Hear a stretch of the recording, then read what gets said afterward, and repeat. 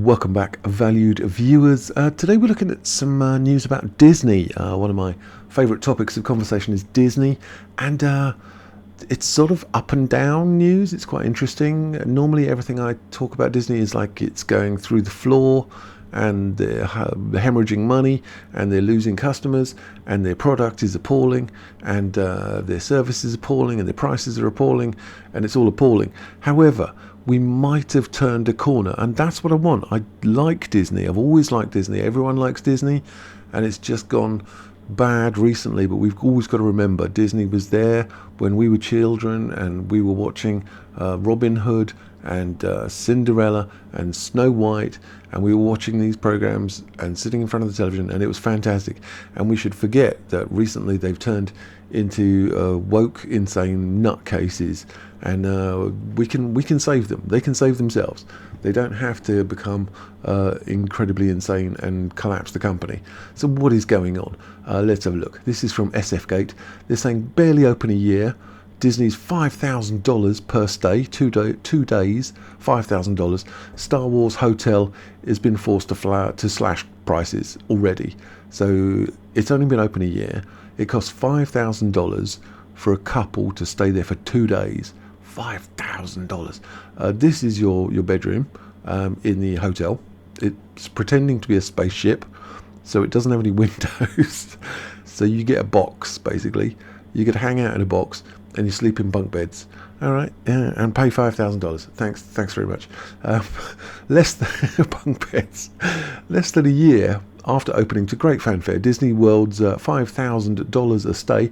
Whew, I could spend a lot of things. I could buy a lot of things with $5,000. Star Wars Hotel is slashing rates in an attempt to increase bookings. The Galactic Star Cruiser, sort of, which opened on March the 1st, only has 100 rooms, but has consistently struggled to sell out. Disney billed the pricey hotel as an immersive journey to nowhere, where guests became part of the Star Wars story, interacting with costumed actors and being sent on missions.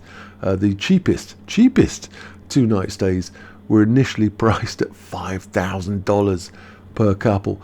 You want some fine cheddar for $5,000 for the weekend, and closer to $6,000 for a family of 4. Guests are required to book exactly 2 nights, as the storyline of the Star Cruiser spans 2 days. I mean, you've got to be really into Star Wars, and unfortunately the recent films are really bad and nobody liked them. They're not the old films with Luke and Leia and Han Solo. Now it's all whiny emo kid dressed up and moaning about feelings. Jesus Christ, man, get over yourself. But from the start, many guests felt the experience seemed cheap for the sky-high price and lofty expectations set by Disney. The Star Cruiser is a luxury cruise ship in space, they pretend, which means guest rooms are tiny and there are no windows to the outside world. Look at this guy. He's paying $5,000 to sit in a bunk bed. Jesus Christ. Others felt full-price cocktails in the hotel's only bar. Full price. You're charging them $5,000 for 2 days, and you can't even give them complimentary cocktails. It should be free cocktails. It should be a bathtub full of cocktail. Jesus Christ, man. And no, charge them full price. And they charge them parking, and they charge them to go into the park. Oh my God, the scam. The full price cocktails in the hotel's only bar. Lack of a pool. Well, there's no pool on a spaceship. And other fitness amenities standard in luxury hotels. And blocked views of the dinner show were surprising. There's an understatement of the week. Surprising, given the cost of $5,000. Now Disney is slashing rates to drum up more interest. Back in November, the company announced that discounts up to 30% were being made available to this special club called the Disney Vacation Club, Disney timeshare program essentially, and they regularly get access to deals. But 30% off is a lot. Look at this. So this is the scenario you're going to be in for 2 days. You're going to be sitting around here, and you've got these jokers and chancers mooching about the place, and you can stand up here and pretend to be looking at the star maps, and there's no windows out. You're trapped in here. Oh, so bizarre. Gaia, I mean, could you be?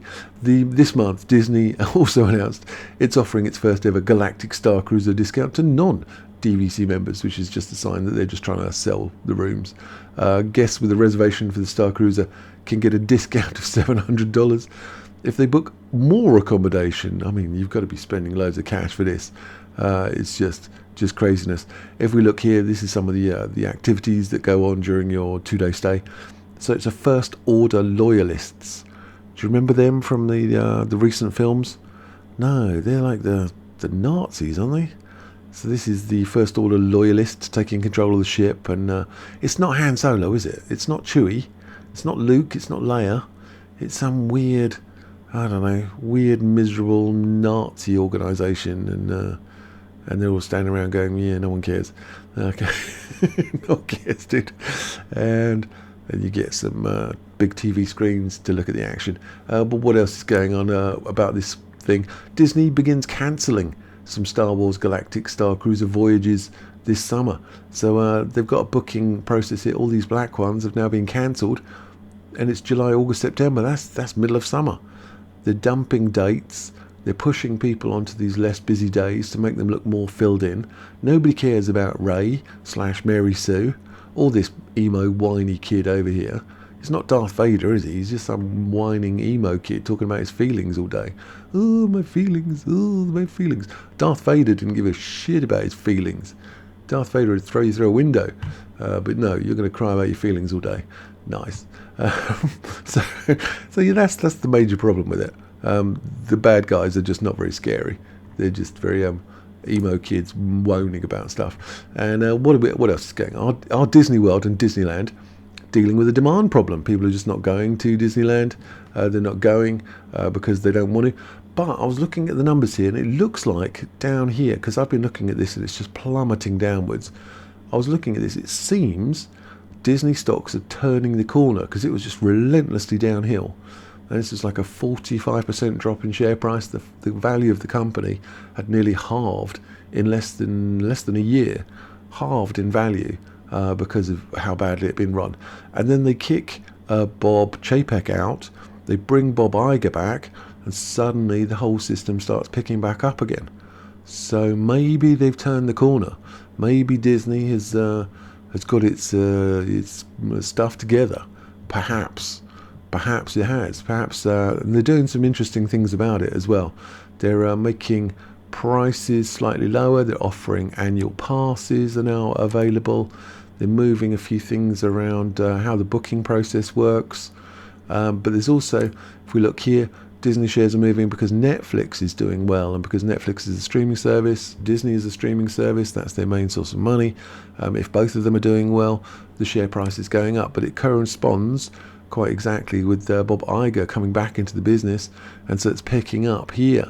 But we're still seeing very poor demand and interest in Disney products themselves, especially the modern Star Wars stuff that nobody wants to see, nobody really likes. It's not the original stuff at all.